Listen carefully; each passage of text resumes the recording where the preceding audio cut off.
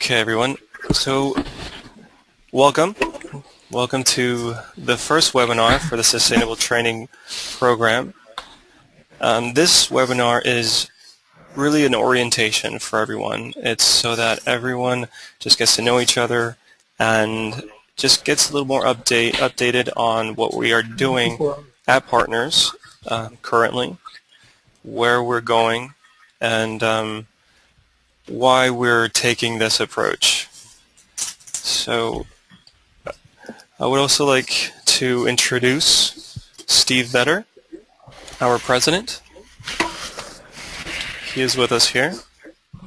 Hi, everybody. I want to thank all of you for joining us. I know you're very busy. It means a great deal to me and the staff to have you with us. It's a very, very exciting time at Partners right now. We have a lot of exciting things happening, and a lot of that has grown out of my visits to many of you at the chapter level. And I'm delighted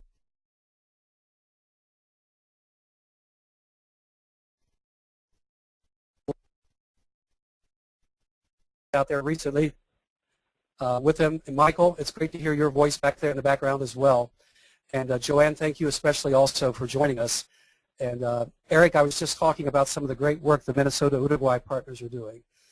So it means a great deal to me as president and CEO to know that I can count on people like you to really help us open the next sustainable part of what I think is a very promising future for Partners. In 2014, we're going to be celebrating our 50th anniversary. And this is going to be a huge and momentous date for us. But I think all of us understand that we've got to do a lot of strengthening and tightening during a very difficult economic time. You all understand that, so I won't detail that.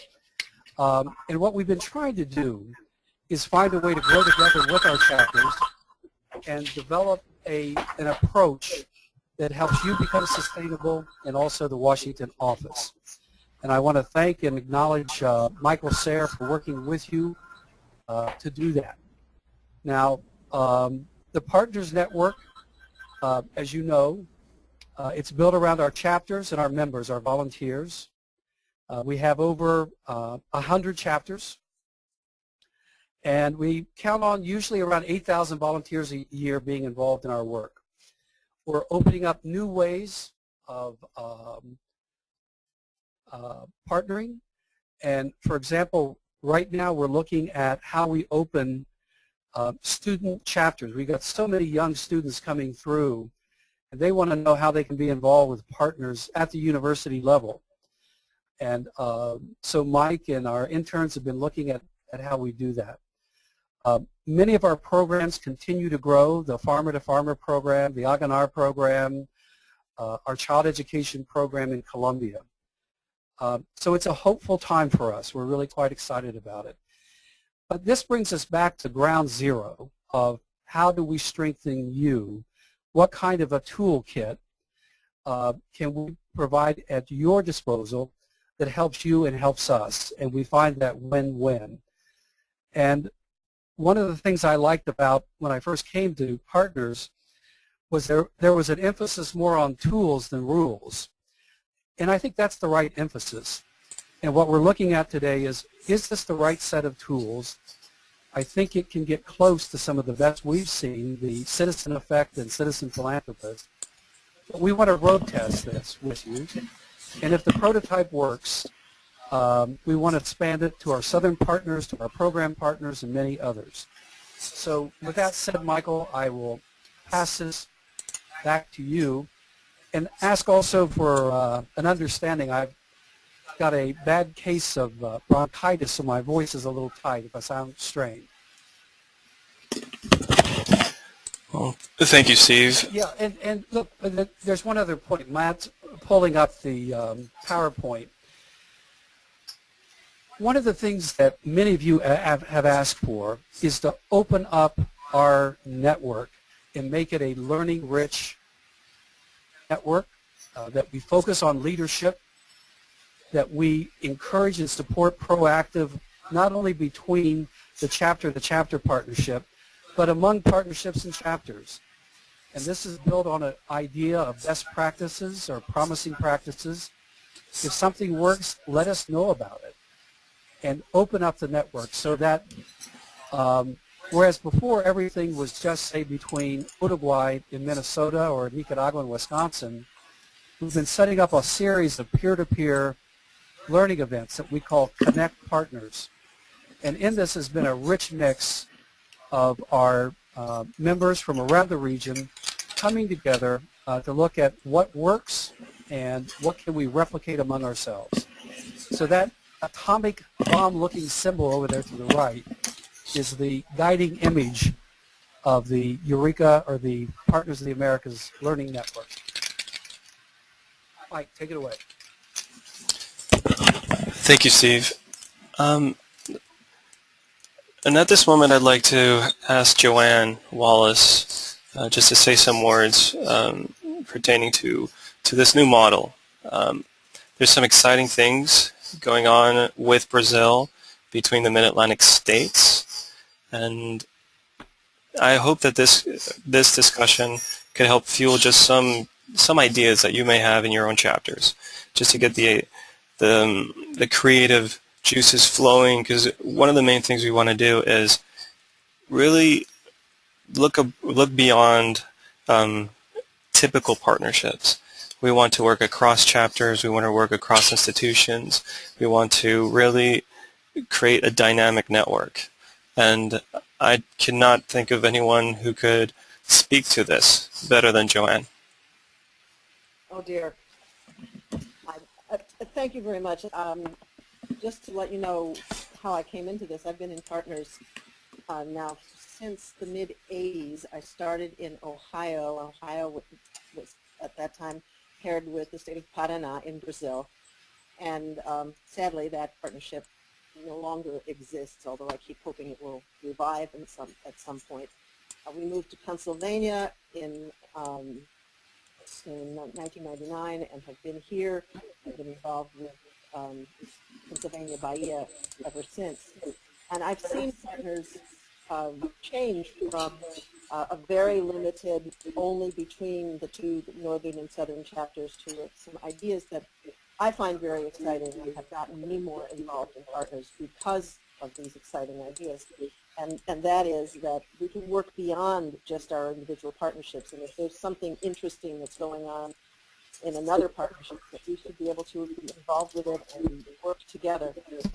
We're at the very, very, very beginning of trying to develop a regional partnership. We have Maryland, West Virginia, DC, and Pennsylvania, all of which are partnered with Brazil.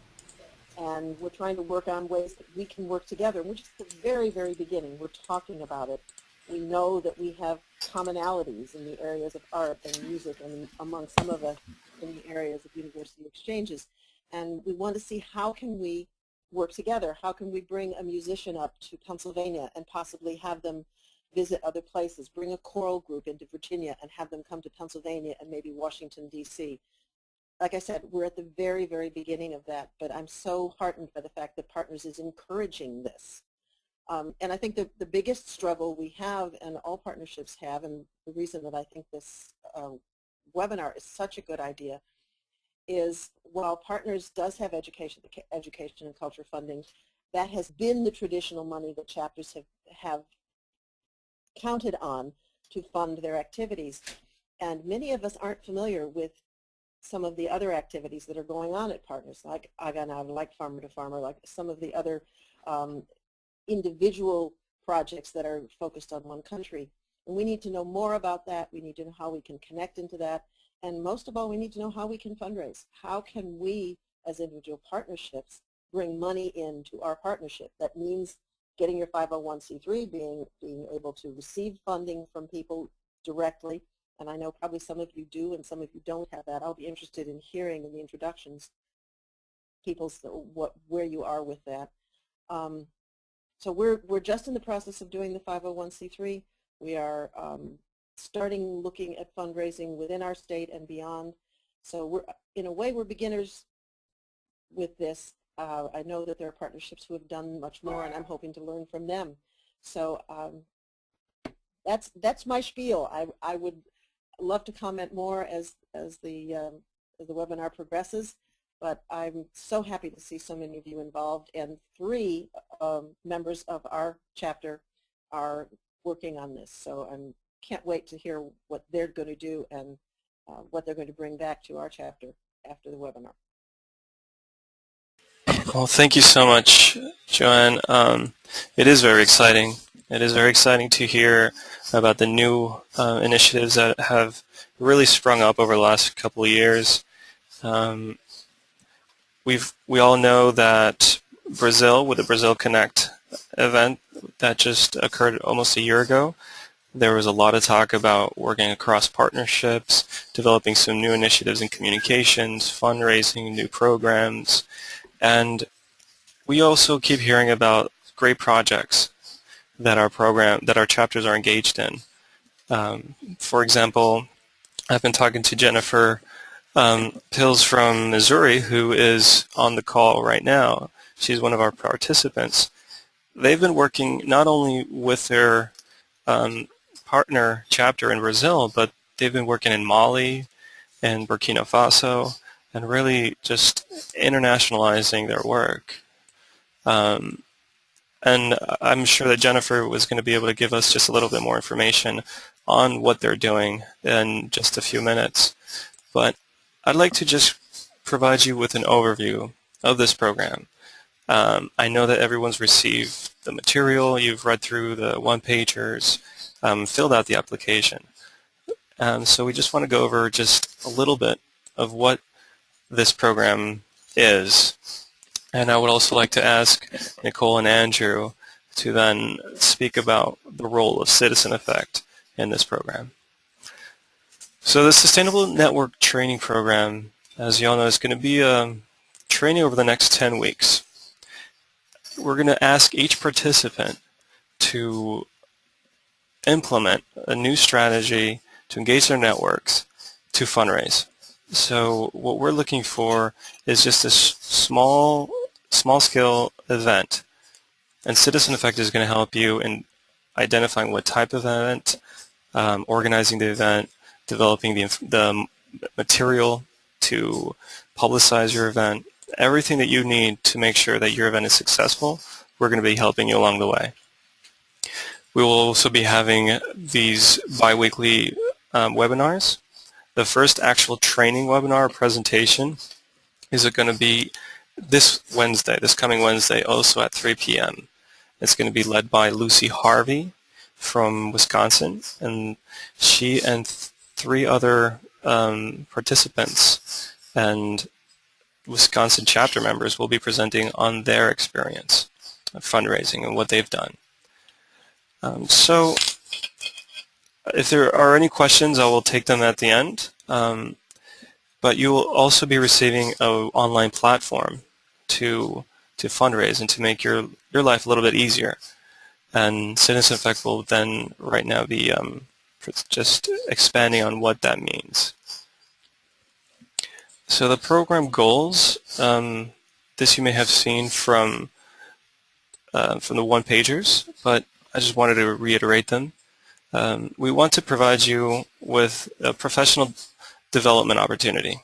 So we want to help you develop and hone in your fundraising, marketing, and outreach skills. We want to strengthen the capacity of the chapters by training new and upcoming members to assume these leadership roles. And we want to help you engage a much greater audience, expand your network. We've heard from a lot of chapter members that some of the problems that they've had is getting new members, is engaging in new membership from all ages. And we hope that this is going to be an opportunity to do so. Or you'd also be able to pick up on some skills and learn about some new tools that are going to allow you to reach new audiences. Now, I'd like to invite Andrew Moncada from Citizen Effect and Nicole Schneidman from Citizen Effect just to speak briefly on the role of Citizen Effect in this program. Andrew? Hi, everybody. This is Andrew from Citizen Effect. I've had the pleasure to speak with most of you already, and actually, shortly after this, I'll be speaking with some of you to go over the project pages. But yes, so Citizen Effect is, we're basically we offer you guys a lot of fundraising support and tools to help you throughout the 10-week program. We're really excited to help you out with your event, and especially something that I emailed you guys earlier today, this morning and afternoon, called the Citizen Effect project page. And with this project page, it's kind of like the meat and potatoes of what Citizen Effect can provide in terms of like an online platform for you guys to better outreach, share with your friends, family, colleagues, everything you're doing in this program, and kind of reach out and reach your fundraising goals. So yeah, again, really very excited to help you throughout this course of the program, and I think Nicole might have a couple other things to share with you guys. Hi everyone, I'm Nicole Schneiden. I am Citizen Effect Citizen Philanthropist Manager, and we are absolutely thrilled to be working with partners on this program. Mike and I have been brainstorming this for almost 6 months, and it is fantastic for this to be kind of the go time. It's a real privilege to be partnering with partners and to be engaging with the critical work that you all do. So truly it's an honor, and we're here to be of service. We know you guys are incredibly committed. We've had the privilege of looking through your applications, and you're an incredible group of people. Citizen Effect specializes in providing committed individuals with one-on-one fundraising support. That's really what we're trying to bring to the table here. So Andrew, who is one of our best and brightest Citizen Philanthropist Associates, is taking on working with each of you on an individual basis to ensure that the next 10 weeks are informative and that you have all the support you need to be as successful as possible in developing the fundraising skills, not only to really take full advantage of this program, but then to apply those same set of skills to support your individual chapters. Like Mike shared, this is all about capacity building. So over the next 10 weeks, please, never hesitate to contact Andrew or myself. We are really here to try to give you guys strategic support. We are happy to look over emails, invites, blogs, you name it, that's what we're here for. So I'm really, really excited to be part of this. Just so you know, Citizen Effect has worked with over 200 people to raise anywhere between $250 to $20,000. So this is what we do, and we're excited to be working with such a dedicated group of individuals as yourself. So please see us as a resource, and thank you again, Mike, especially for letting us be part of this program. No, it's our pleasure, and some of our participants have already, or some of our members have been able to raise money in some quite significant amounts over the past year, and we really trust and we really believe in this program and in this organization and in the platform that Citizen Effect has developed. And through this program, we really hope to see our chapters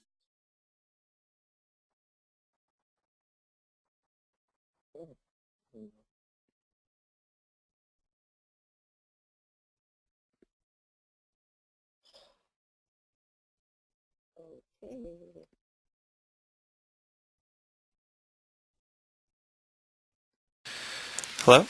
Oh, sorry. I accidentally muted my line. Oh, we lost you. Sorry. As I was saying, we're just very happy to be working with Citizen Effect, and we hope that this is going to be a great experience for you as well. Now I'd like to just, might say, go around the table and introduce yourselves.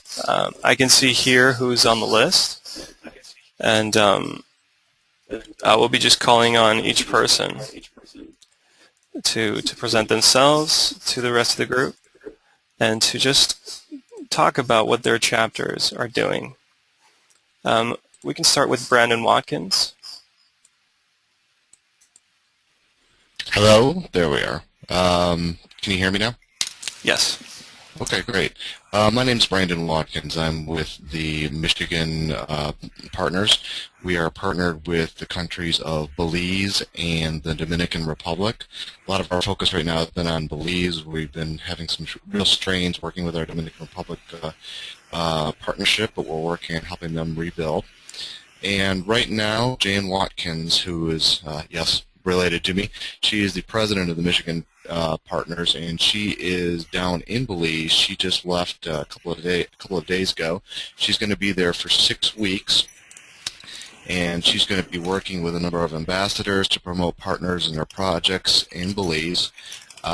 She will be running a number of classes for local women designed to inspire creativity and entrepreneurial spirit, including doll making and weaving, rug making, and other projects, and how they can use those projects to generate income for their families and things like that, with the growing tourist industry that is in Belize. Anyway, obvious enough. She's going to also be working with, she does puppeteering, and she's going to be doing some puppeteering programs to the staff and children of the Menzies Children's Home in Belize City. So she's busy down there. We just recently had a woman from Belize up in Michigan doing a fellowship in early childhood development, and she has now returned to Belize, or she will be shortly. I think she's going to visit some family that lives in California before returning to Belize, and then she's going to be sharing some of what she learned in her fellowship with early childhood development programs in Belize and helping to improve the programs down there. So that's a lot of what we've got going on right now and that we've been working on most recently. We're also very excited about the Youth Ambassadors program. We had a student that went through the Youth Ambassadors program a couple of years ago, and that was very successful. So we're really working on trying to expand that and encourage more students to be able to go through Partners to the Youth Ambassador program. Excellent, Brandon. Well, we're very happy to have you on board, and I'm sure there's a few of our members who have some similar background in youth development. Next up, we have Christine Smirsky from Illinois.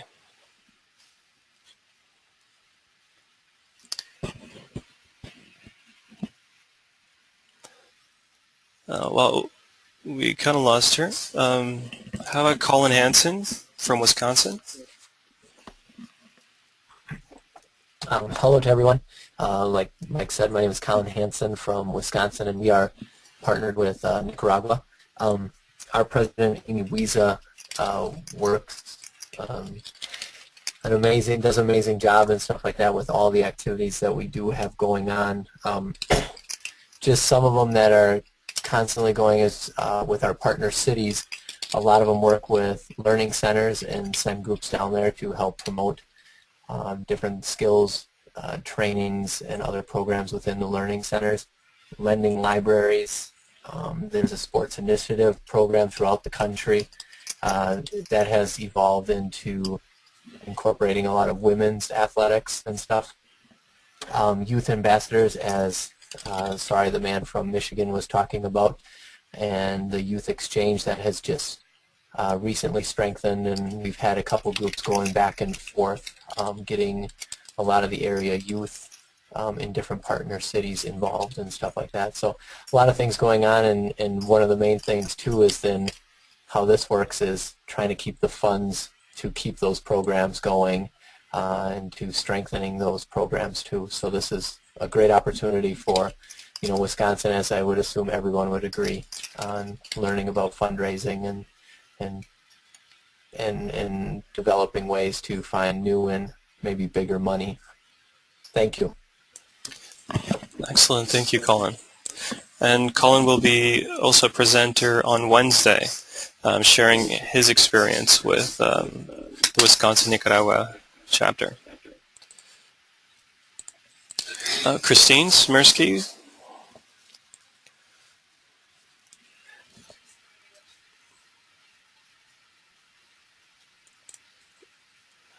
Well,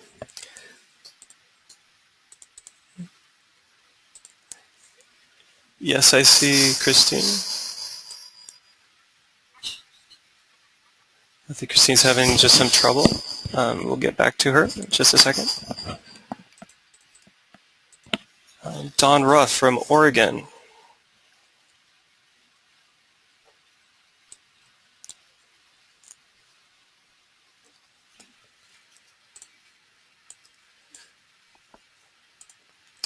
There we go. Oh, we're just having some trouble with Don.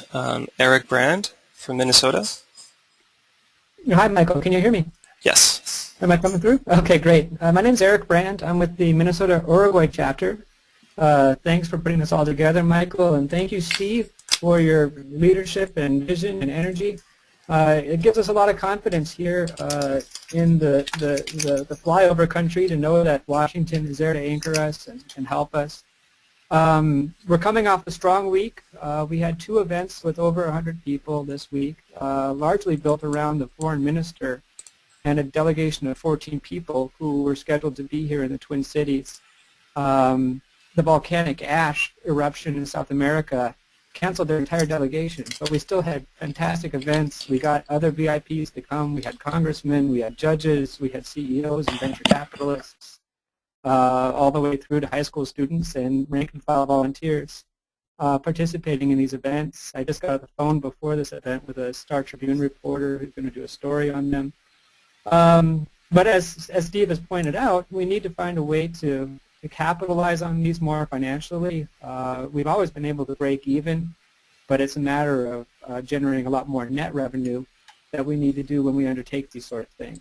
So I'll be eager to hear from the group about their experiences and tactics and useful advice you all have for maximizing revenue and maximizing net revenue when we undertake these sort of things.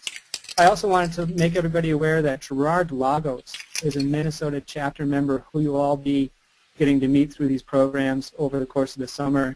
He's outstanding, a former professional soccer player, and he now works at Anderson Windows as an engineer, and he's running our committee on fiscal development, and he's a point person working with me on this whole fundraising initiative you guys have put together. And so you can expect to hear from Gerard a lot over the course. He couldn't make this conference call because of a conflict in his work schedule. But you'll be meeting him soon. Thank you. Excellent. Thank you, Eric. And we'd also like to mention that Eric is the secretary on our Partners of the Americas Foundation board. He's been very active with us. Thank you so much, Eric.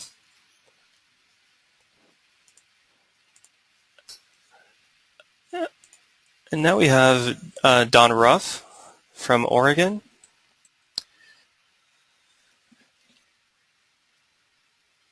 Hey, Don, can you hear us?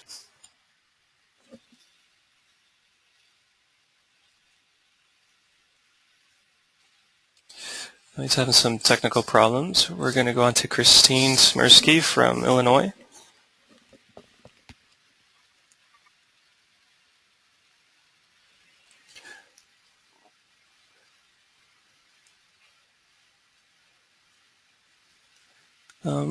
Just to let everyone know, you are also able to mute yourselves. Just make sure you're not muted.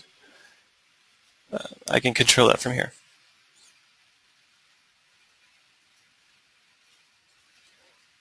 Okay, we'll go on to Jan Brummond. Hi, this is Jan Brummond. Can you hear me? Yes. I am living in Gunnison, Colorado, and I am with the Colorado chapter. We are partnered with Minas Gerais and have recently partnered with Alagoas. We've tried several fundraising events. We tried to actually put together a tourism event, hosting a tour in Minas Gerais and then possibly a tour in Colorado. After working on it for 2 years, we found out that we could just not get enough interest to do that. We've done some minor fundraising. We have put together photo cards that we sell that have been very successful. Basically, the cards with pictures of Brazil have been the best sellers. I am currently working on a fundraiser for mixed fiber braided scarves, and our setup with the First Friday event in Denver in one of the artsy areas. So we're hoping to get some information out to them on partners and also raise some money, and also are coordinating a event at the Rodizio Grill in Fort Collins.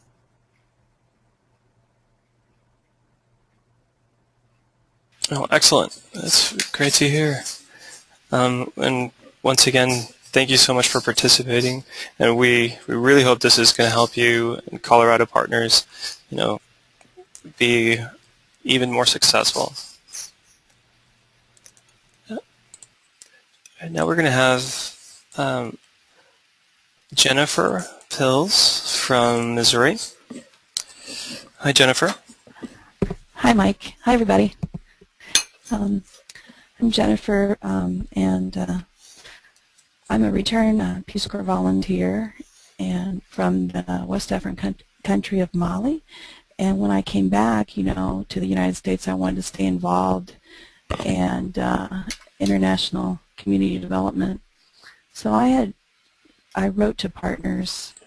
I found their address in a booklet that I picked up in Mali. I wrote to lots of organizations, but the partners wrote back to me, and it was a really positive letter. And I was living in Missouri at the time, and the partners of the Americas in Missouri, they had someone that lived in my hometown.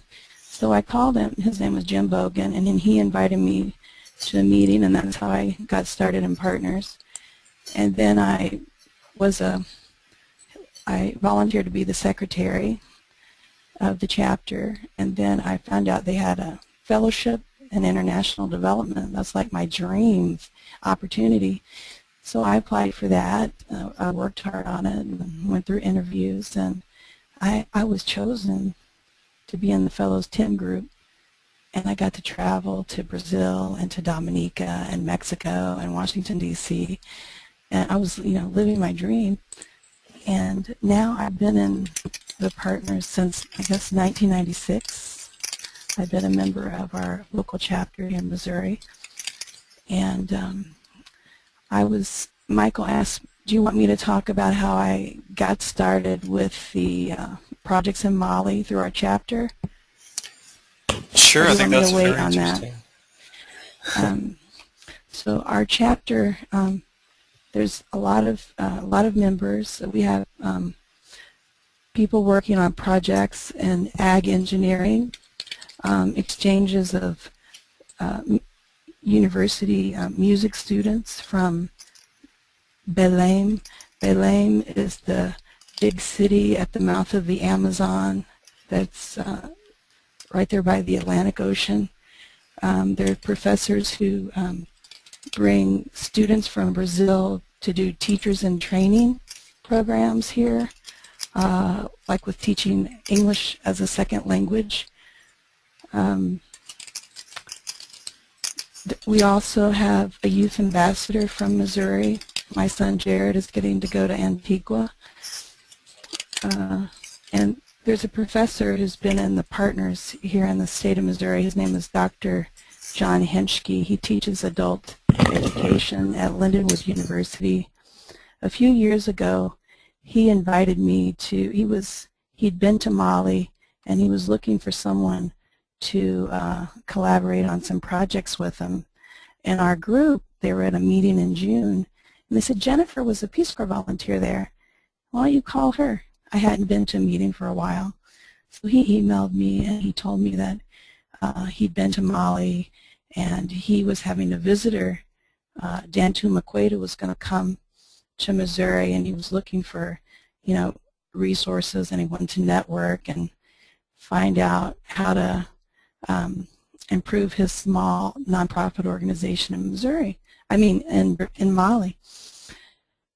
So I said, sure, I'll meet with you. I can't say no, because that was where I was a Peace Corps volunteer. And so that was the fall of 2008. And I got involved with that. Now we're in the process of building a birthing center, and it's 80% completed. We're working on projects in solar cooking with this organization called A Dream. And they're teaching women how to use solar cookers, and we're giving small loans to women to purchase the solar cookers, and they repay that back in 6 months. They cost $40.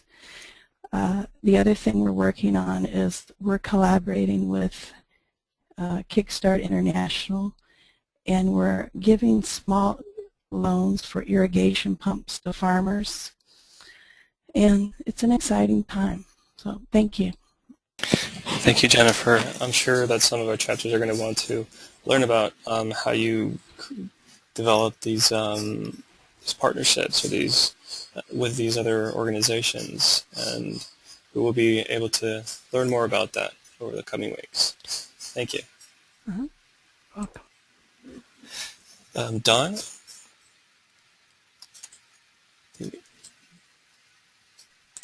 Okay. Well, we're going to go now with Johnny Lopez from Indiana. Johnny, are you there? Yeah, hi. Hola. Hey. How's everybody? Everybody fine? And I'm so excited to have this opportunity. Michael had to really work and remind me, invite me, because I've been away from Partners. I had a failed visit to my partner's state that was really kind of a bad screw-up about reviewing our plans together and some things like that.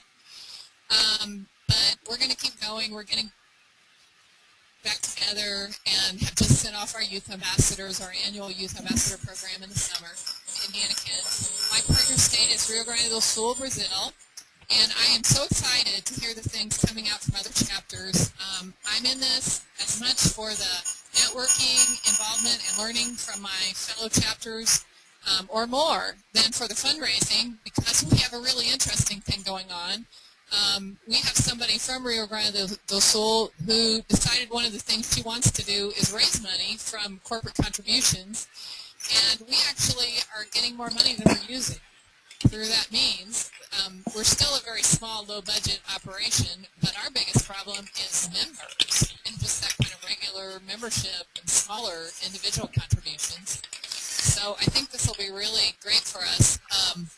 And I'm just trying to hang in there as the president and represent this program to the rest of my chapters so I can get more people engaged.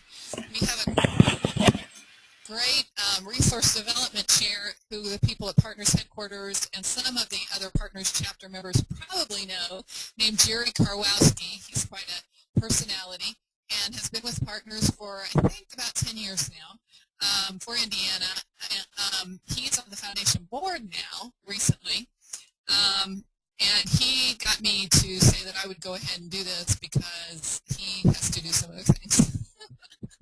So we're trying to be a part of building resources for both the international group, which we think is important, and for our own chapter, and increase these relationships and connections. Programs that I'm really interested to hear about Bahia and the cultural arts stuff. We could be doing something in a minute on music and dance with Indiana University, the largest music school in the country. And one of our board members just dying to do things, especially with Bahia. And also Illinois partners might be involved. There was Sao Paulo, so I would love to, network and share on that, maybe make that a focus of our fundraising event. I was really enjoying hearing the last speaker because I would love to get our women's project to the place where we can do some of those small projects in finance. We also have a youth ambassador program. I'm just reeling this off real quick. We should be starting a farmer-to-farmer project soon. We should have already had it started, but that was part of the screw-up and delays. We've got a business fellow visiting us right now who is just gangbusters, really impressing people. And he's in auto parts manufacturing and marketing. We're looking at a young farmer. We also have a youth ag exchange, and it kind of operates every couple of years. We might be invited by the State Fair to have Brazil be the international building with Partners of the Americas in 2012 or 2013. We really want to do emergency preparedness and would love to work with Virginia on that. We've got a great candidate who speaks Portuguese and has done that before, and she just moved to Virginia from Indiana. And then we've done nursing exchange. We do have a women's project, women's and girls, especially helping young girls understand themselves and their bodies and think about their futures, called My Dream, My Life.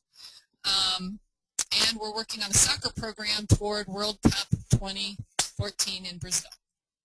So I think I didn't say anything about myself. I've been a Partners member for almost 30 years, I think, since I graduated from college. And the governor of our state, who I was working for at the time, said, you should look up those Partners of the Americas people and the things they're doing in Latin America and help expand Indiana's contacts internationally. I was briefly a member of the Partners in Washington, D.C. That was mostly partying and doing carnival when I was in my 20s. And then back here in Indiana with leadership in the youth program and et cetera, now the president. Is that enough? That's probably too much. Well, it's very exciting to hear all these projects, and, well, it is a tough situation to be in when you have too much money. But we really hope to help you reach, these new audiences and these new networks, and we believe we can. Well, we don't have, I need to correct that. We don't have too much money. If we could get better projects going and you spend it well, it's not that much money, like really, but it's just that we've kind of started to get some funding going. It's nothing like Wisconsin. Wisconsin's amazing. We would only dream of being like Wisconsin. Well, Thanks. no, we'll help you get on that track, and we're going to be doing everything that we can to do that. Well, thanks, Johnny. We'll be hearing from Christine Smirsky. She's been having some trouble with her microphone. Christine?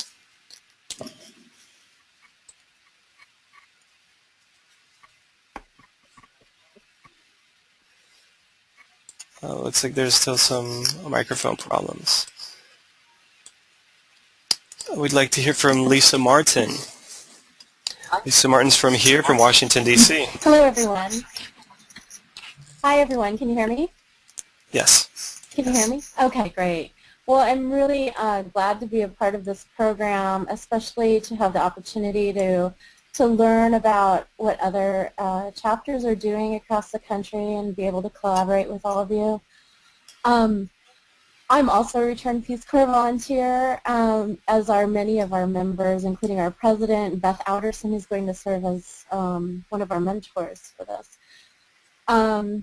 She actually recruited me to join the board in 2004 when Brazil spoke a little bit of Portuguese. Everyone in my chapter speaks more than I do, though. And since I joined, I also got on the board. I first served as VP of admin, and then the VP for programs, and I actually remained on the network member. And during the bulk of that time, my primary role has been as chair of our lecture series program. We have a lecture series program at George Washington University, and I get speakers to speak about topics related to Brazilian arts and culture. So I get anthropologists, ethnomusicologists, historians. I mean, being in Washington, D.C., we just have such access to all kinds of talent, so it's great. Our board has also been struggling with membership like others. We just actually decided to waive our membership fee in hopes of attracting new members, but it's also about getting people involved. So we have really like 3 primary things that we work on: our Ambassadors of Hope program, which we need to do more fundraising for, and also we have our NGO program and artist exchanges, which are part of our Arts and Social Action Committee. Anyway, I have a master's in performing arts management, and I'm interested in getting more arts infused into our group. Our counterparts in Brasilia actually have so many members who are artists, mainly visual artists, painters and such, so including their president. He's a very talented artist, Gerson de Castro. So I'm hoping to do some fundraising with a particular focus on the arts. Anyway, that's about it. I'm looking forward to working with everyone. Oh, thank you so much, Lisa. It sounds really exciting, and we're seeing that there's a definite interest in the arts. There's many of our chapters working in the arts and culture, and we really hope that everyone can identify some projects potentially to work across chapters. Yeah, that would be great. Well, thank you again. Next up, we have Michael Harwell. Michael Harwell is from Georgia. Michael, are you there?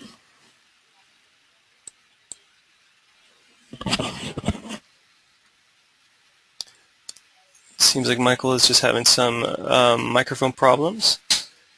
We're going to go now to Patricia Swen from Florida. Hi, Patricia, are you there? Yes, I'm here. Can you hear me clearly? Yes, we can. Can you hear me? Okay, excellent. All right. My name is Patricia Swen. I'm a science facilitator for Volusia County Schools here in Florida. And I'm also executive director of the Florida Partners of the America. We have 2 chapters within our state. We have the one that handles Central Columbia and the one that handles Northern Columbia, the Barranquilla area. I became involved with the Partners Program as a project coordinator for an international birding project between students in Columbia and students at the school that I work with at Blue Lake Elementary. And that was in early 2007. And from there, I became a member of the Partners Program. And some of the things that our partnership is involved with includes the Youth Ambassador program, the 911 program where we helped get emergency vehicles to Columbia to where it's in need. We've worked with most recently we've been a part of the climate change project that's involved with 2 other states. And currently we're involved with the Youth Sports Management Exchange, in which we just now have 4 members from Columbia that are here in Florida that are doing the first phase of training. Our membership has kind of back and forth with older members kind of staying back, but available, and we have had some newer membership, some younger people actually get involved. Partly one of the projects that we've kind of worked with Massachusetts is the Hip Hop Project, or the PATH Project, involving hip hop, not rap, but hip hop with students in the cultural exchange of art, the medium of music, and dance. And we've helped facilitate that also through the Birding Project. Trying to see if there's anything else that I'm not talking about with our project, our membership. One thing I do want to learn or hope to expand in this process of fundraising and through the webinar training is I think our weakest areas are in branding. So a lot of people still do not know what the National Partnership Partners of the America is all about. So it makes it a little bit more difficult when we're trying to project the Florida Partners of the America. And we all do wonderful things within our partnerships, but still the vast majority of people that you meet on the street or in committees or places, they do not know what it's about. When you tell them what it's about, they're very interested. They think it's a great philanthropic extension of things like the Peace Corps and other ways of giving back. So I think branding, how do we get our name out there so that when people hear Partners of the America, they go, yeah, I want to be a part of that. Yeah, I want to donate to that. Yeah, I want to help in your fundraising effort. And secondly is communication. I'm thrilled that we're using a webinar as a medium to connect, because technology surrounds us, but we're not utilizing it, I feel, to our best advantage. So with that, we really don't know what other partnerships are doing. I know one of the things that we have done in the last year to year and a half is broaden our meetings beyond our state lines to Skyping, and then opening it up to our people that are in Massachusetts, our people that are in Columbia, different parts of Columbia, people that are in Miami, just so that we can broaden our base. So the new people that we've gotten involved through in Miami can now connect in without having to drive. And in that, I think it helps kind of keep our helps keep us connected in a more visceral way, other than just seeing it in print. So I would really like to see that with the partners that I'm hearing from all the various states, that maybe we think as part of this process that we have a way of connecting beyond just this webinar to help with ideas, promote good practices, and a host of other things that we can do just to celebrate ourselves and help, with the adage that two heads are better than one. So that's all I have to say at this point. Well, thank you so much, Patricia. And we agree. We are working hard to better communicate what we do. I think most of you may have already seen our new web page. It's still in development. It's still in stage 1 of this development process, and we're going to be unveiling some very interesting tools to help people really interact and share best practices and get to know what's going on across the network.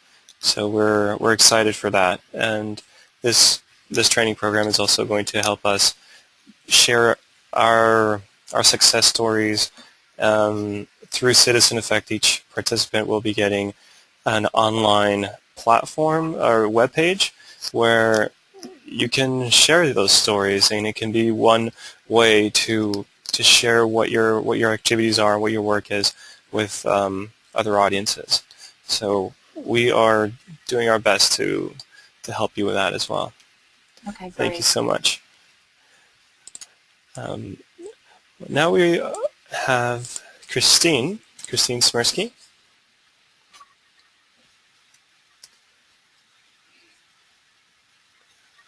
Hello. We'll try back in just a second. Russell Hicks from Pennsylvania. Are you there? I'm here. Hello. Hi, Russell. Hello, everyone. Yes, my name is Russell Hicks, a member of the Pennsylvania Bahia chapter. I currently teach social entrepreneurship to youth, and I'm a social entrepreneur as well. I was in Salvador, Bahia in 2009, November, as a small business ambassador for youth entrepreneurship, consulting young entrepreneurs on business plans. They were competing for cash prizes to help them launch their social business. Since then, I joined the Partners of America Pennsylvania Bahia chapter with Joanne, and since 2010, this is my second year as a member, taking leadership with our youth committee, and really taking charge with fundraising for youth exchange programs around social entrepreneurship. I am also a fashion designer, and we're looking at doing a lot of cultural and artistic event planning with our fundraising efforts, having a fashion and music fundraiser that involves a showcase from youth of the fashion that they create, t-shirts and recycled apparel using recyclable materials, and also auctioning some of the pieces off and vending. So we look to have our fundraiser in August 21st. We have a location called the Piazza, which is in the Northern Liberties part of Philadelphia. So the need now is to connect with more corporate sponsors as well as academic institutions here in Pennsylvania and also Bahia in regards to planning youth exchange programs where college kids from Pennsylvania and the region can participate in the youth exchange programs and funding those youth exchange programs to universities in Bahia.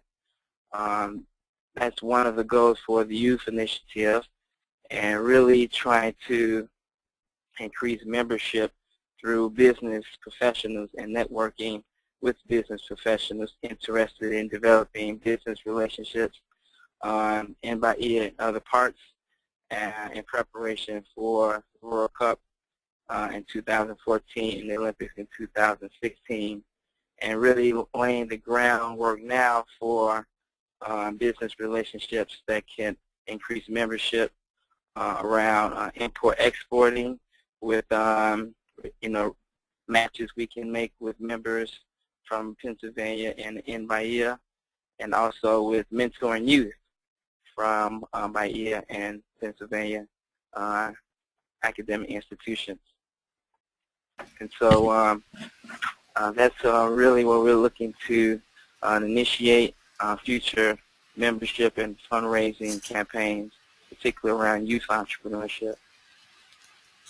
Well, excellent, Russell. And we know that this is a theme that cuts across many of our chapters.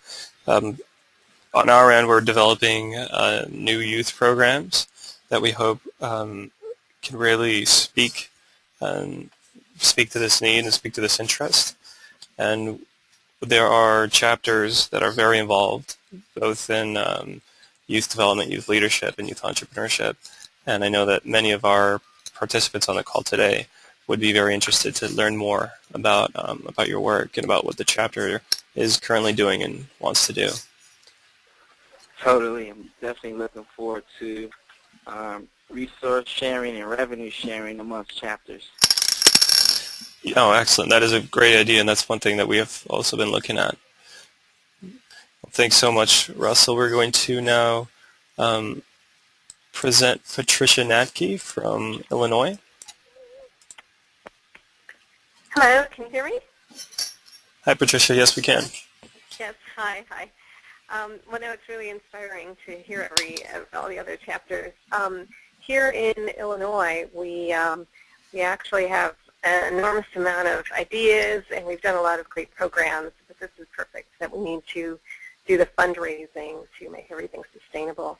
To give you an idea, our biggest event coming up this year is from our Arts and Culture Committee, which is the Mostra, which is going to be a Brazilian film festival. We had the first one ever last year, where it was very successful. We had the Brazilian consulate backing us with hosting and paying for some directors, et cetera, and we have the Brazilian consulate also sponsoring it along with us this year. But those kinds of events where we bring in Brazilian culture, and I will definitely be talking to the Indiana chapter, who I think offered to maybe do something jointly. So that's the arts and culture.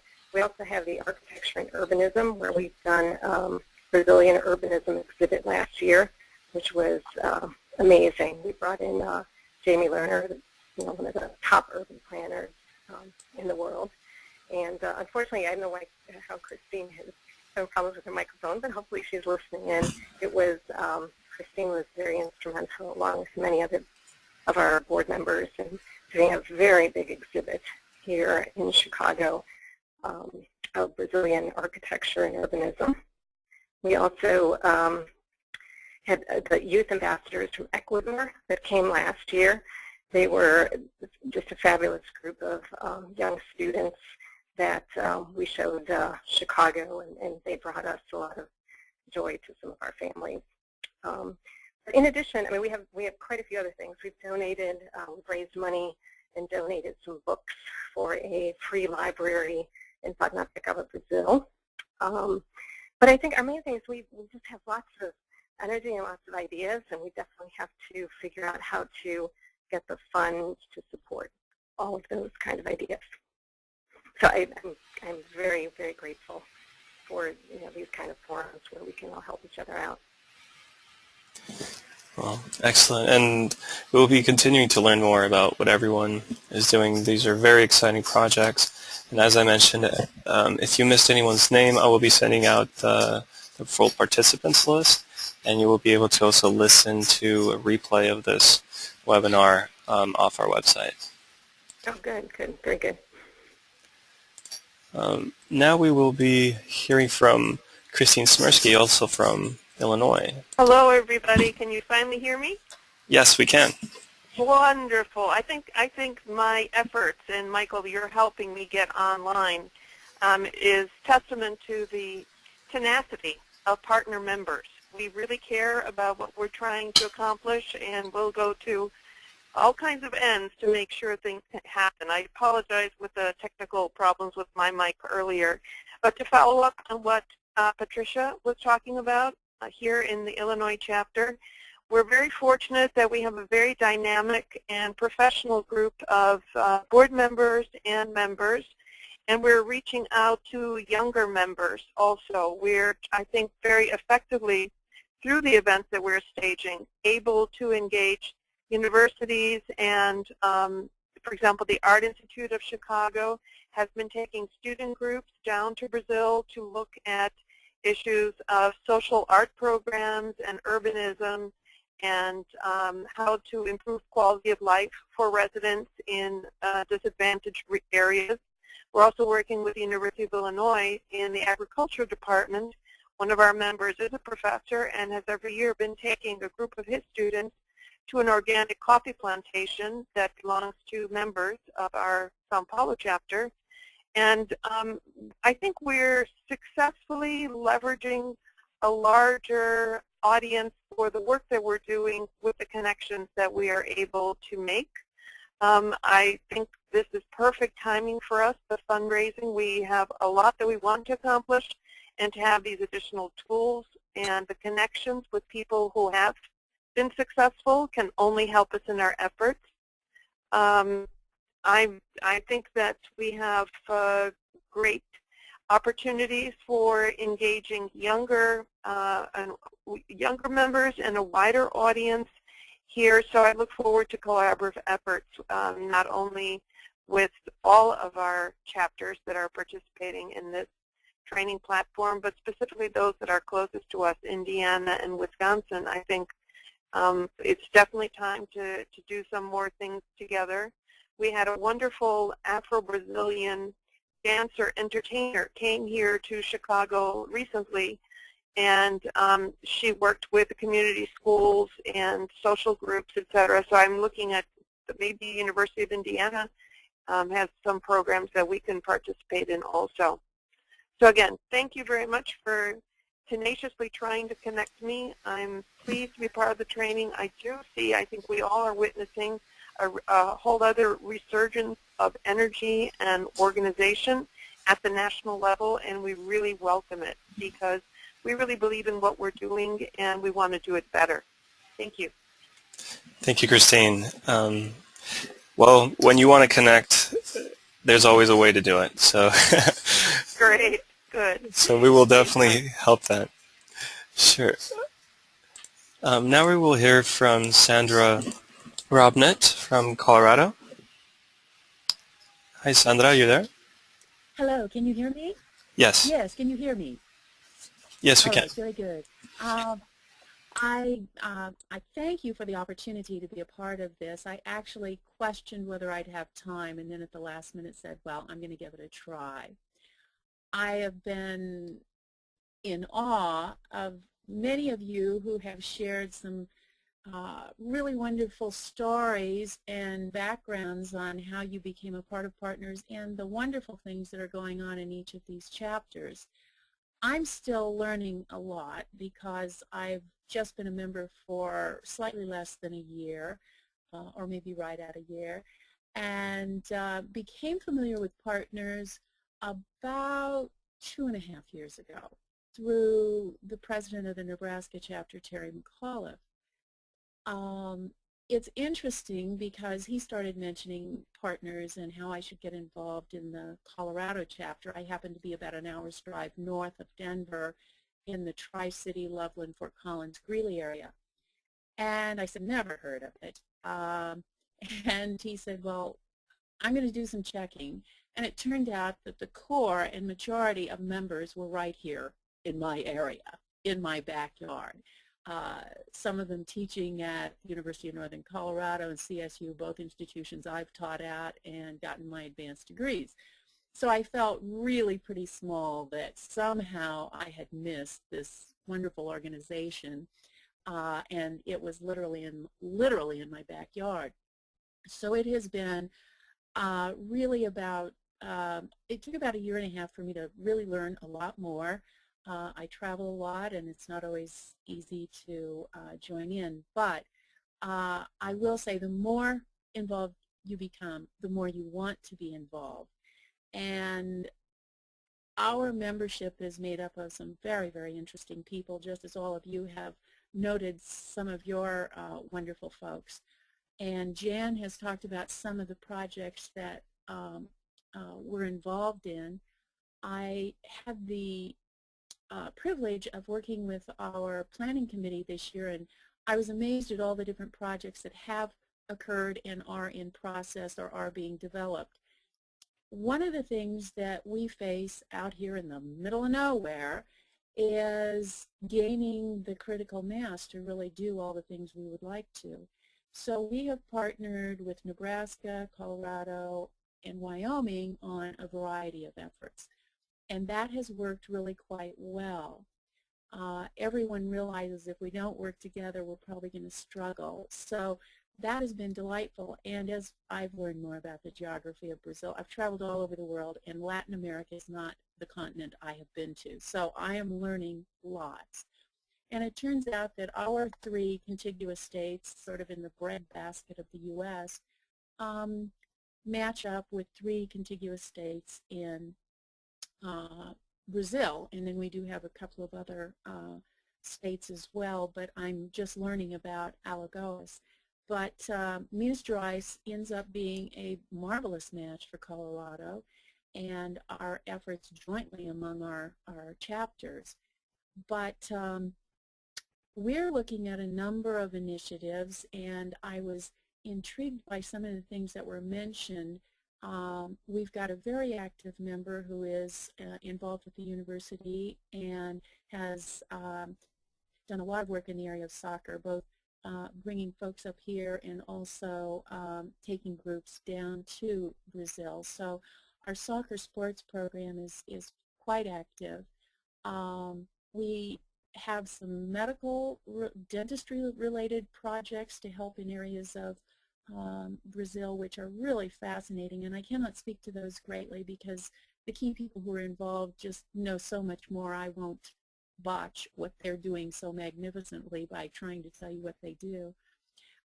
In criminal justice, we actually have a university professor here who went down on an exchange this past year and is now involved in a very active program in assisting the criminal justice program in Brazil, and there are numerous projects coming out of that. In music, our president is an accomplished national musician, Steve Wachter, classical guitar, and so we've had a lot of wonderful musical exchanges in terms of the greater cultural exchange. So those are a few things that we've been involved in. We've had an exchange of authors with, I can't think of her name right now, but a wonderful author from Brazil. She and her husband have really a very interesting natural habitat area called Iracambi in Minas Gerais, and so they're doing all kinds of very interesting things, and we've had many of our members visit there, and Binka has been here, and we've arranged for her to speak at a number of different venues in the United States, promoting her books on just the natural environment and preservation of the rainforest, etc. And then we've had some memorandums of understanding with a couple of companies in Brazil and Colorado State University, which is a very strong ag university, and we look to do much more in that area. I happen to grow up on a farm and ranch in Nebraska and then moved to both coasts and overseas for much of my career, but I remember my family sponsoring Farmer to Farmer youth, and we have remained in contact over the last 30 years, and so I know that program is a wonderful program. And so I would see us being able to do more with our strong ag focus in this part of the country and with the states we partner with in Brazil. And one of the things that came to mind when we talk about ag and some of the other projects that are going on, I thought about CSU being one of the top vet med schools in the country, and that's a beautiful resource right here in our backyard that we could be doing projects with and exposing to Brazil and vice versa for our states there. The final thing that I think is extremely exciting, although I love the arts and have been involved in them, and we have done a lot of things with the arts, and we've got a wonderful music school here at UNC. My career has been in business and international trade. So one of the things that we're looking at with our tri-state effort of partners organizations and those we mirror in Brazil, it's really looking at how can we offer some business training or provide a conduit for greater economic development and business between our sister states and the United States and our chapters, of course, our states that we represent. So we've been looking at how to get academia to academia, industry to industry, with partners really being a very vital facilitator in this effort to build a stronger business and economic development arm. And that too may be tied to foundations. We've pulled in a lot of different pieces, and this is an area I've done a lot of work in.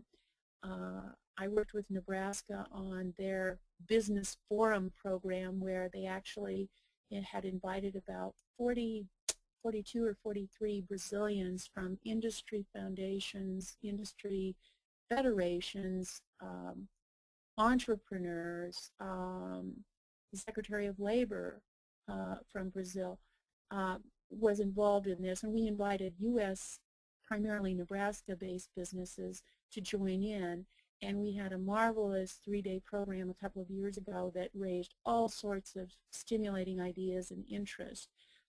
So we're trying to perpetuate that, and last year we had a business forum series in Colorado that went very nicely, and one that we coordinated with the state of Wyoming and had a tremendous turnout and success with that. So we're hoping to be able to join our sister states in Brazil, and I've gotten just unbelievable support from the Partners chapter in Minas Gerais to come down, and hopefully that will happen later this summer in August, and really look at how we can form some of those same kinds of programs, business forums in Minas Gerais. So I'm sorry I'm so long-winded, but I'm just really excited about this. And I have to say I've never found a group or organization that has greater support. I was welcomed with open arms, but I have literally been given more support than I could have ever imagined. And I'm just very grateful to the members in our partners organization here in Colorado, as well as Wyoming and Nebraska, for whatever weakness we may have in terms of trying to grow membership, which we very much want to, or not having the funds to do as many things as we like. We lack nothing in enthusiasm of the people we do have, and we are growing our membership, but I see many opportunities to do that. And so I'm looking at sort of more the business and economic side of the ways of being able to increase our opportunities and find the corporate sponsorships. I'm embarrassed to say that we have JBS, the largest meat processor in the world, in our very backyard here, having bought out Montford of Colorado many years ago. And yet I found as I started looking at them, they virtually do very little with the community. And perhaps Partners is a way to bring them into our community and have that connection. So those are my thoughts, and thank you very much. Thank you, Sandra, and it's very exciting. We've all heard of the great work that Colorado and Nebraska have done with business through the American Fellows programs and others, and you know, there are some great lessons learned to share with the rest of our chapters and some very exciting opportunities that can be developed. Well, thank you. We'll be hearing now from Don Ruff from Oregon. Hi, can you hear me now? Yes, Don, we can hear you. Well, that's fantastic. I finally figured out what was going on with my computer. In Oregon, we're connected with Costa Rica, and we've more or less specialized in people-to-people programs. So we send 25 students from Oregon, high school students, every summer, and they stay for 2 months with families down there. And then TICO, which are what Costa Ricans call themselves, TICOs, come, 25 students come middle of the winter here and experience cold for the first time in their lives while staying with 2 families here for the 2-month stay. We also have an adult exchange. Our high school exchange has been going on nearly from the beginning of Partners, so it's 45 years or so. And our adult exchange, where we send a group of Oregonians for a month to live with families and experience all of Costa Rica. And then the Costa Ricans come and do the same with us around our state. That's been going on about 20 years. This year we initiated a wheelchair program where we send used wheelchairs for kids with severe disabilities. They get rehabilitated and then shipped to Costa Rica. And we're doing that in association with United Cerebral Palsy in California, who does the rehabilitation stuff. And that's what I wanted to raise money for on this project. For the $5,000 that we help with the shipment, we send about $250,000 worth of wheelchairs to Costa Rica, which are greatly needed down there. Kids have to wait 3 or 4 years to get a new wheelchair. It's been a great program for us. We also had an artist exchange this year. We've had musicians come from Costa Rica, and another new program that we do, we've sent about 20, this year we sent 23 people down who taught English classes for adults in 4 different areas in Costa Rica, and we developed a curriculum for that. So my goals for this program are to raise money for the wheelchairs and also scholarships for our high school exchange. So it's a great opportunity for us, and I really am excited to hear about what other groups are doing and how you're actually able to accomplish some really wonderful stuff. Thanks. Thank you, Don. A lot of our chapters have been engaged in youth exchanges, Ambassador of Hope here in DC. Indiana has their youth engagement program.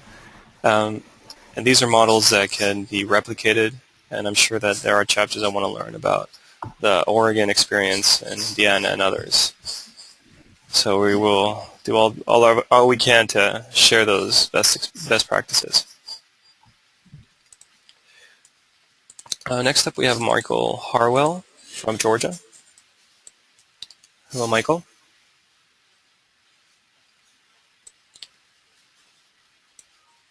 We're just having some problems. Yvonne from New York.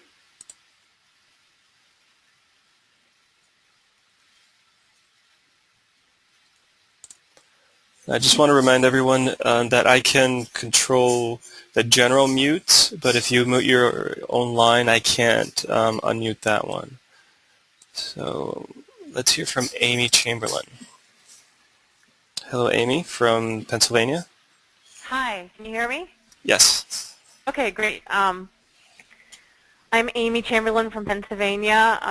Shout out to Russell, who already talked a little bit about his social entrepreneurship program and his working with youth through Philadelphia.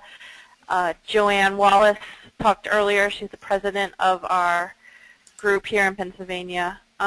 She mentioned that we are seeking our 501c3 designation, which will allow us to do a lot more with fundraising and seeking support from foundations and other sources of income to help us as we grow.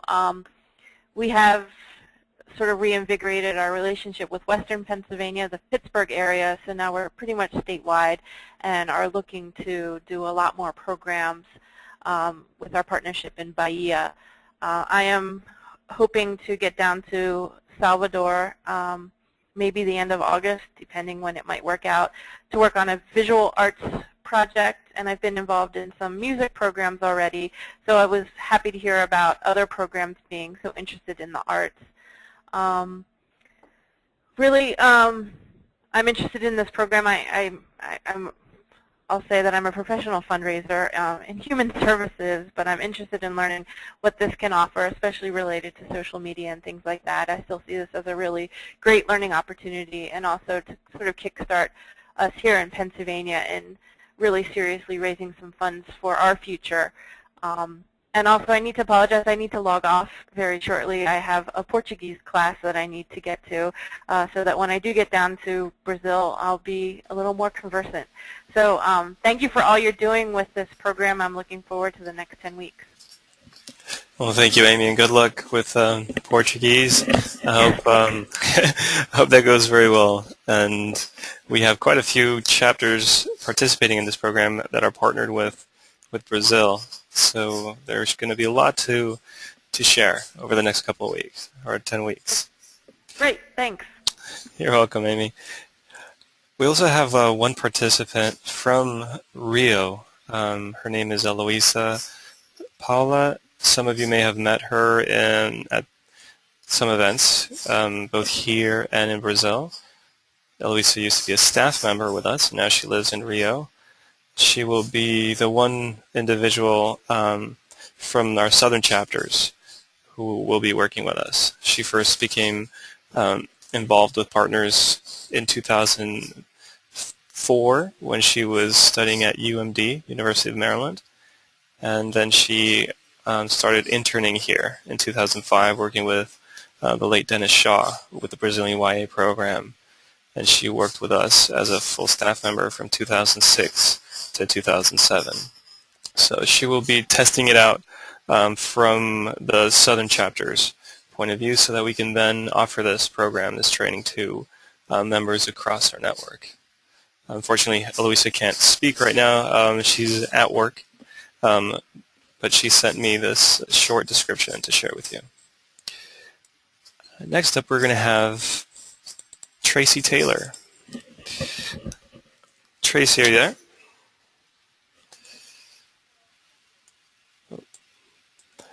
Here I am. Hi, Tracy. Hi.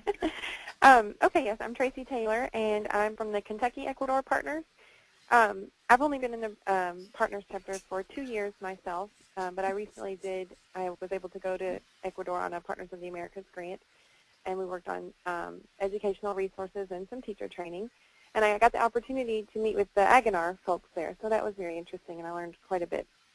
I was glad to meet them.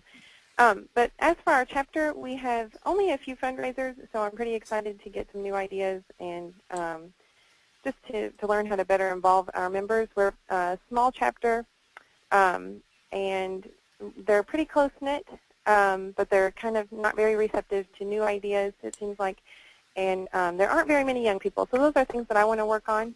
However, we do a great job working with our local organizations and the universities around and things like that. So I think that's going to be a good resource for us. But other than that, I think that's all I had to say about us, and I'm looking forward to this. Well, thank you so much, Tracy. So unfortunately, we've gone over about 40 minutes. Since it's the first webinar, we were just going through some kinks, and well, with the introductions, it usually goes on a little bit longer, but we will be sticking to the 1-hour format in subsequent webinars. Some people had some trouble just communicating as the microphones weren't working, but we will troubleshoot with you individually if you've had any trouble. Now our president would just like to share some words as in closing. Hi, everybody. I literally think I've died and gone to heaven. This has been such a rich conversation for me, and I want to thank you for hanging in there. Again, you've dedicated a lot of time, and you've provided in these conversations a lot of inspiration for me and our staff. I wish you could see Mike Sayre sitting here. I think he's got a new role as a radio personality, and it made me reflect back on those early days when Partners of the Americas got it set up, as I understand it, with shortwave radio operators, mainly working out of Florida and Maine, who would patch everyone in. So someone made the comment about, I think Joanne, you did, about how exciting it is that we're finally using technology to our advantage, and we certainly have to do this. I'd like to just scroll through a couple of comments that really caught my attention. Pat Swin, you mentioned this issue of branding and communications, and there's nothing more important on our mind, and we are interviewing a number of agencies and professionals to work with us to get this solved so that it works for both of us. But it really is a problem. And Jennifer, your story about being a returned Peace Corps volunteer and ended up working in Mali and everyone else, I think has inspired all of us. And Johnny, I just think it's so good to see you struggling with this problem already of finding a way to raise funds, but also wanting to identify better programs so that you can invest those. And Russell Hicks, I think you really hit the nail on the head there about the role of social entrepreneurs in youth and leadership and the youth exchanges.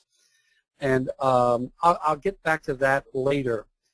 The work, Doug, that you've been doing in Oregon and Costa Rica to engage over 45 years these youth exchanges was so impressive and exciting to me. And to see the work that Mike Harwell is doing out of Georgia, Pernambuco, we have so many parts of the puzzle coming together right now. So here's what I want to posit. One of the study themes that has come through everyone's presentation of how do we engage youth, how do we involve youth, and for many of our chapters where we have old leadership that is concerned about their legacy and passing on the baton after all this wonderful, inspiring work, one of the things that we will be doing over the next 9 seminars is looking at what we raise money for. And this always brings up the question of value. And one of the greatest values that we need to address is the value of being part of Partners and having leaders who can carry on and take us into our 50th anniversary in 2014. So let me posit this idea, that some of the chapters, some of you actively consider raising the funds, the scholarship money, to send representatives to what is going to be the World Summit on International Voluntary Service in Barranquilla in November of this year, November 3rd to 5th. That precedes our international convention, also in Colombia, in Medellin. Now, many have defined the International Summit as the World Cup of Youth Service Leadership. And Partners of the Americas has been chosen and honored to host and organize this meeting through our Northern Colombia chapter. And Gina Pezano and the Uninorte has taken on that responsibility. This is going to be an exciting meeting. And I can imagine easily a number of the chapters involved in this webinar saying, we're going to raise money, the $1,500 or $1,000, we're going to carefully select, through maybe a competition, one of our local youth leaders who we think can be a future chapter leader. And we are going to send them to Barranquilla and then to join us at our convention in Medellin. When they come back, they would be responsible for reporting and possibly organizing the framework that we're putting together for a student university chapter. And our hope is, if you listen to many of the participants in this meeting, all of you are in and around colleges, universities, community colleges, and high schools. This is where we should be. But we have to find a way to raise the money to strengthen the inclusion and development of youth leaders. Now, related to this, after spending time with Don Ruff in Oregon and after meeting with Michael Harwell and meeting the youth peace leaders, and a lot of different chapters have different types of youth exchanges, I thought, look, at Washington, we're going to identify a core curriculum that chapters can adopt bits and pieces of, or all of it, and it's going to be the analog, the close equivalent to the youth ambassadors.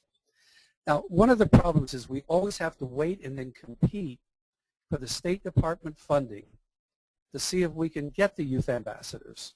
We have over 700 awards that we've made, but we just lost a round, and this is highly competitive now. So my point is, why wait for the State Department always? What would happen if we mount a unified approach to youth leadership, and we use this webinar to try to raise more money, and when we do compete for the youth ambassadors, we go to the State Department and we say, in Oregon, in Pennsylvania, in Washington, in Florida, in New York, we already are funding our own private youth ambassadors. They have three things in common: create understanding and cultural awareness, learning to volunteer and serve their communities, and their commitment to being leaders. Those are the three core principles that we've seen that tie together all of our youth leadership program. Imagine how we would compete then, saying dollar for dollar we can match you, State Department, and we might even do more. Now, when we bring the youth leaders in to the chapters and groom them, prepare them to replace our aging leaders, then I think we'll have the upper hand in moving partners forward. I can't tell you how excited I am and how indebted I am for taking all this time to listen to this. And I look forward to sitting in on each of the next 9 seminars with you. And this is going to turn into like a fireside chat, but it's wonderful being connected back to you. Thank you so much. Well, thank you, Steve. We're going to be coming to the closing of today's webinar. If you have any questions or you'd like to follow up on anything specifically, feel free to send me an email. I will also be following up with some of you just to troubleshoot some audio issues to make sure that in the future we don't have any more problems. And likewise, I would love receiving emails from any of you and all of you, any of your thoughts on this, so copy me in when you're writing Mike as well. And if there are any questions, please let me know. Our next webinar will be on Wednesday, also at 3 p.m. As I mentioned, this will be led by Lucy Harvey from Wisconsin. You'll be learning all about some of their very successful fundraising initiatives and programs and how they've organized dozens and dozens of individuals to support their activities. We will also be sending out an email tomorrow with a link, just like we did for today's webinar, that you will have to click on to register, and you will be receiving an email with the link to activate the webinar on Wednesday. I will now unmute everyone just to see if there are any questions.